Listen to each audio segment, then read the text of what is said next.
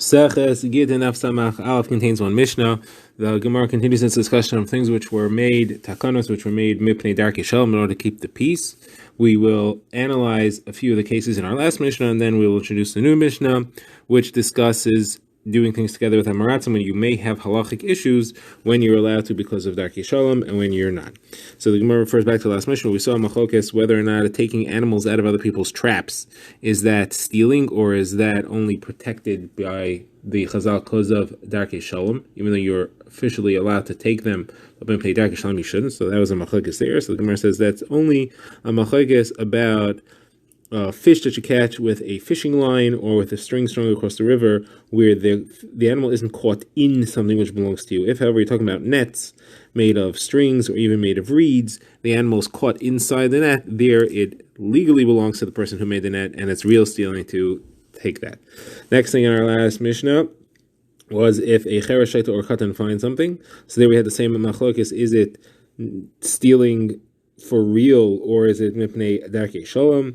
So the Gemara says that Rav Chizda is the one that said, Rav Yesi is the one who said that it's stealing for real. Rav Chizda said it's only Rabbanan, meaning the Rabbanan created that the person has possession of it. They gave him the rights to own it. What's the difference between that and making it mipnei darkei shalom? If it's not stealing deraisa, either way, the difference is whether you can go to court and actually get it away from them. You can make a claim. So according to Rav Yesi, you can, because it is stealing midrabbanan. Next case was if you see a poor person who is climbing a tree and he's knocking olives off. So are you allowed to take the olives or not? So that would again be a violation of mipnei darkei shalom. So the Gemara has a halacha that if the poor person just knocked them off the tree, then it would be only mipnei darkei shalom. If, however, he actually picked it off with his hand, then he's kind it by picking it off with his hand, even if he throws it to the ground afterwards, and then it'd be real stealing. So Gemara has an incident that happened here. Rav Kahana was walking to Hutzel, and he saw somebody who was throwing sticks at a tree, and he was knocking off the dates on the tree. So Rav Kahana went over and he took some of the dates that had fallen, and he was eating them. So the man said, you should know, not all of the dates there was knocked off. Some of them I picked off with my hand, so got to be careful there what you take and what you don't. So Rav Kahana complimented him. He said, you must be from the place of Ishaya, where they learn very well and they understand what he's saying, and that's why he's called a tzaddik yesod olam, a saintly person who is the foundation of the world. Next law we saw was that you don't protest if poor people of the Nachrim, of the Akum, take some of the leket shikha and peah, even though they don't have a right to it, but again, mipnei darkei shalom. So Gemara brings a brayso that quotes some other halachos of things you do mipnei darkei shalom. We support the poor of the Akum. We also visit the sick of the Akum while we're visiting the sick of Yisrael, and we also bury the dead. If you find a bunch of Yisrael together with a bunch of Akum, you bury them as well, and these are all mipnei darkei shalom. Now we get to our next Mishnah. The Mishnah discusses 4 situations in which somebody is doing something which involves an Isser or helps an Isser. Now, you're not supposed to help a person do an Isser. That is forbidden. Now, it'd be machzikidei oivei avera. However, certain types of help are permitted mipnei darkei shalom. Not direct help, but more indirect help, more preliminary help is permitted. And the Mishnah is going to list 4 cases and discuss what you're allowed to do in each case, what you're not allowed to do. It won't spell clearly what the Avera is, and the Gemara will have to discuss some of these cases, what exactly is the help and what exactly is the Avera. So the first case is someone who's chashid on shvius, that is, that they work their land during Shemitah and they keep Shemitah fruit, they store it, and they even store it after beer, which is another Isser of Shemitah. So are you allowed to help a person like that process their food?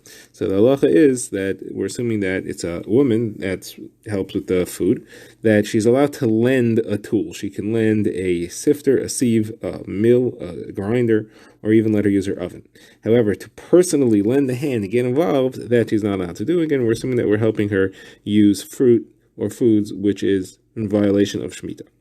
Now the next case is the wife of a Talmid Chacham to the wife of an Am Haaretz. Now the Gemara is going to discuss what exactly the Isser is here.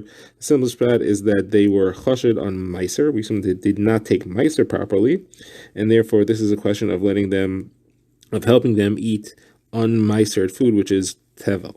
So here the halacha is that she's allowed to lend. She can lend all the tools, and she's actually allowed to go lend a hand. She can sort, grind, sift, do all the things together with her. The Gemara will discuss why that's mutter in this case, if it's usher in the case before. Now, the third case is where, again, it's the wife of the Talmid Chacham and the wife of the Am Haaretz, but this time there was water added to the flour. The Gemara will say what the difference is there. Here it goes back to the same halacha as the first case. You can lend the tool, but you cannot lend the hand, cannot get actually involved.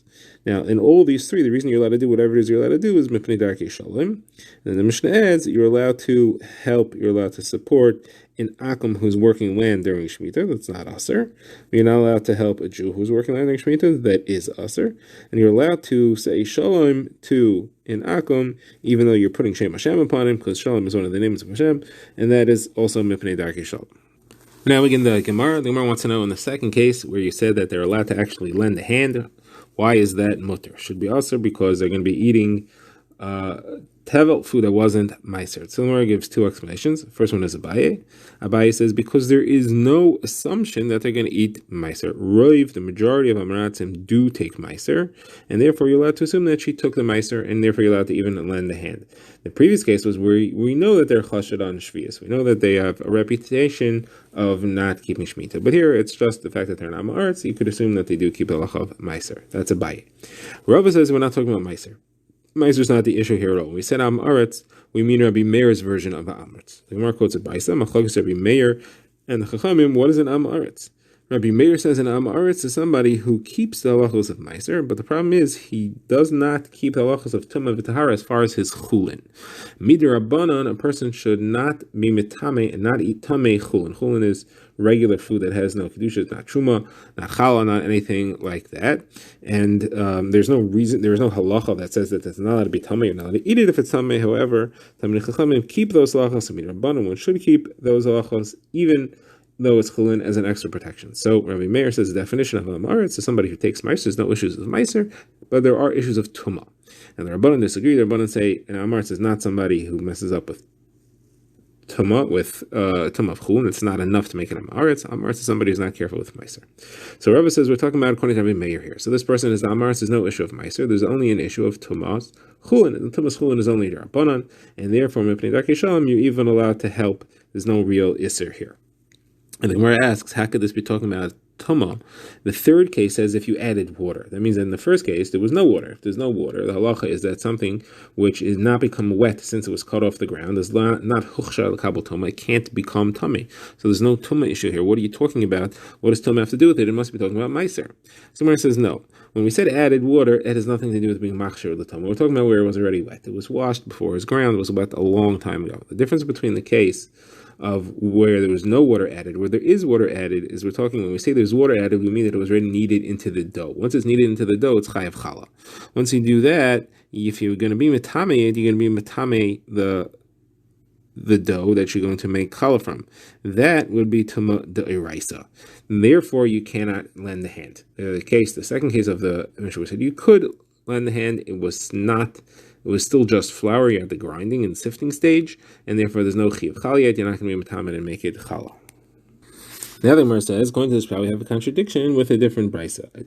The way we just learned is we're talking about someone who eats his fruits bitumah, and we said that you're allowed to help him out mipnei darkei shalom, since it's only nesed rabbanan to eat chulin bitumah. Now we have a brisa, and the brisa says otherwise. The brisa says if you grind your own grain and you want to keep it with someone, you're allowed to eat it even with someone who is chassid on shmita, that they eat shmita fruits against the halacha, and you're allowed to keep it by someone who eats fruits bitumah. It's no problem to leave it there. You don't have to be afraid he's going to switch your fruits. He's going to exchange it with his own. You're going to end up with his stuff, which is usher. You don't have to worry about that. Now, are you allowed to grind for him? To actually help him grind? That you're not allowed to do. Not for somebody who's chassan on shmiyas, and not for someone who eats fruits bitumah. So you see, you're not allowed to help somebody grind, even if he just eats fruits bitumah. So how can our Mishnah say that you could mipnei darkei shalom? Obviously, your pshat in the Mishnah is not right, and it's not talking about because of grinding chulin bitumah. So our answer is that Abai says we're not talking about chulin here. We're talking about truma. We're talking about a kohen. It was a truma, and he's chashid on eating truma betumah, and he's an Amharetz, and that's why it's an iser doiraisa for him to eat truma betumah, and that's why you're not allowed to help him grind. So Gemara says if that's what we're talking about, then you can't keep things with him either. The first halacha in that brisa was you're allowed to store your fruits with him, but you're not allowed to store your fruits with him because the halacha is we have a brisa that says that a kohen who's chashid on a tumah, if he's an Amharetz, keep truma with him, he's going to mess it up. He'll touch it, he'll be metamid because he's a kohen and he feels like truma is his kind of thing. So then you would have a contradiction that this brisa says that you can't keep fruits with a kain amaretz, while the brisa that we quoted before says that you could. So Gemara says, no, it's not a problem. The brisa which says that you could is talking about where it's sealed in an earthenware container, and therefore the kain can't be matami. You have to be able to touch it, and tumah is blocked by the outside of an earthenware container. Gemara says that doesn't help either, because the kain has a wife who'll be an ida, and she's matami if she just moves it. So therefore, that wouldn't help. So Gemara gives a different answer. Gemara says that the brisa must be talking about where it's not hochsher l'kabel tumah. It's not wet. It's never been wet. You don't have to be afraid that the kain is going to be matamin because it's not wet. The brisa says you shouldn't keep it with a kain is talking about where it has been wet and therefore it is hochsher l'kabel tumah. So Gemara says, well, okay, but then that contradicts another brisa. You have a brisa that says if somebody who brings wheat to a kusi to grind or to an amaretz to grind, and you could assume that it's still kosher. You don't have to worry about it. As far as halachas of meiser and shmita, we're not concerned that he switched it for other wheat that he had, which was the wrong halacha. Now, as far as tumah, not. You have to be afraid that he will be metamiyat. So how come here you have to be afraid that he's going to be metamiyat? In your case, you don't have to be afraid that it's going to be metamiyat. Of course, that's not a kasha. We already said we're talking about where it's not hochsher l'kabel tumah. It was never wet. What kind of issue was that? So the Gemara says, you're right. As a matter of fact, that answer is obvious. Why do we even ask the kasha in the first place? The Gemara says the one who asked the kasha was trying to quote this Mishnah, this brisa, so that he could contrast it with a different brisa, actually. What's that stira? So this brisa had said that you don't have to be afraid that the Amaretz exchanged it for his own grain, for his own flour, and you can assume that he gave you back yours. The Gemara says that this brisa says it differently. The brisa says that if somebody gives food to his mother-in-law to prepare, that is, he gives her flour or the dough to bake, and she gives it back to him. So he has to give it to her already meisered, and when he takes it back, he has to meiser it again. Why? Because we're afraid that she switched it. So he has to give it to her meisered, because if she's going to switch it and keep his, she's not going to re-meiser it. He'll be making her eat food that wasn't meisered, so he has to give it meisered. And when she takes it back, he also has to be afraid that she did switch it, and what she's giving him back is not his, and therefore it's not meisered. He has to meiser it again. So you see that you do have to be afraid that somebody switched your stuff and gave you back something else. So Gemara says, no, this is different. The mother-in-law is worried about her daughter and her reputation. She doesn't want to give cold, spoiled bread. And if there's a problem, something goes wrong and it gets spoiled or burnt or something, she's going to give back her own, which is good. And she has the special motivation. But here you're talking about a regular guy, just a grinder for you. Why would he give you back something else? So it says, I have another proof that someone might give you back the wrong thing. We have a Mishnah that says if you give the dough to an innkeeper to bake, then you have to also give her to her meisered and take it. And when you take it back, you have to re-meiser it again for the same reason that you're afraid that she switched it. So there, she's not a mother-in-law. So why would you assume? You don't have any special reason to assume that she would switch it. So where it says no, there's also a reason. Because she knows you're a Talmud Chacham, she wants you to eat fresh bread. So if the bread begins to get stale or old, she'll give you her own fresh one instead. So the Gemara says, okay, so we have a third brisa. It says that a wife of a Talmud Chacham who's grinding flour together with the wife of an Am Haaretz, she's allowed to do that if she is Tameya, because she's not going to take any of the food and eat it. Because she's Tameya, she knows she doesn't eat grain that's at all. Now, if, however, she is Tahira, so she's used to taking food and eating it, she may take the food of the Amaretz, the Amaretz's wife, and eat it. And there, she's not allowed to because it's Tamei food which she's not supposed to eat.